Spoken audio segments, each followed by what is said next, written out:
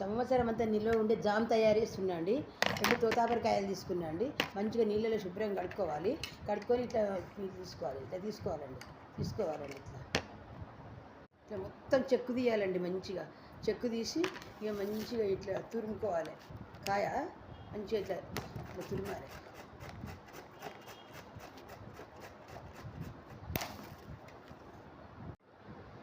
తురిమిన తర్వాత మొత్తం పసుపు ఉప్పు వేసి ఇట్లా నిల్వ పెట్టుకోవాలండి.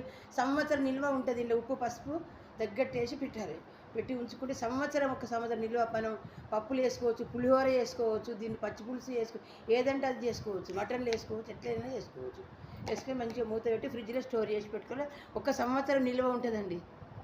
ఇగో మామిడికాయ జామ్ తయారు చేసే విధానం అండి. మామిడికాయ తురిమినండి, 2 గ్లాసుల మామిడికాయ తురిమినండి. ఇక పొయ్యి మీద బాండి పెట్టి ఇగో అందులో ఇది వేస్తున్నాండి. వేసినాక తర్వాత ఈ గ్లాస్ తోటి 2 గ్లాసుల మామిడి తురుము, 1 గ్లాసు చక్కెర ఇంట్లో పోయాలండి.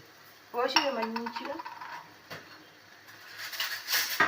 చక్కెర పోసి ఇట్లా మంచి దగ్గరికి వచ్చేంత వరకు ఇట్లా మంచిగా కలుపుతూనే ఉండాలి. కలిపిన టేస్ట్ కొరకు కొంచెం లైట్గా కొంచెం ఉప్పు వేయాలండి. బాగుంటుంది టేస్ట్ కొరకు. ఇట్లా చిక్కపడాలండి. చిక్కపడి ఇటు దగ్గరికి రావాలండి. మొత్తం ఇటు దగ్గరికి వచ్చిన తర్వాత ఇక కొంచెం యాలకుల పొడి వేయాలండి. యాలకుల పొడి వేసి కలర్ కొరకు కొంచెం పసుపు వేసుకోవాలండి. కలర్ బాగా అనిపిస్తుంది. కొంచెం పసుపు కూడా వేయాలి.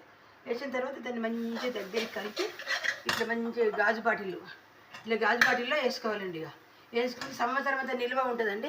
ఇదో స్వీట్, ఇదో కార, మంచిగా ఉప్పు పసుపు అన్నీ వేసి కలిపి పెట్టిన సంవత్సరం అంతా పులిహోర ఏదంటే అది పప్పులు వేసుకోవచ్చు, కూరలలో వేసుకోవచ్చు, పులిహోర కూడా వేసుకోవచ్చు.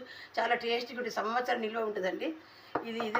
అది కార, ఇదో స్వీట్ సంవత్సరం అంతా నిల్వ. జాము మామిడి జామ్ అంటారు. అది ఇది చపాతీకి మంచిగా, దానికి చపాతీకి పూరికి ఇది బ్రెడ్కి జామ్ లాగా మంచి జామ్ అండి. ఇది మామిడికాయ జామ్ అంటారు. ఇది పెట్టుకొని తింటే చాలా టేస్టీగా ఉంటుందండి. సంవత్సరం అంతా నిల్వ ఉంటుంది.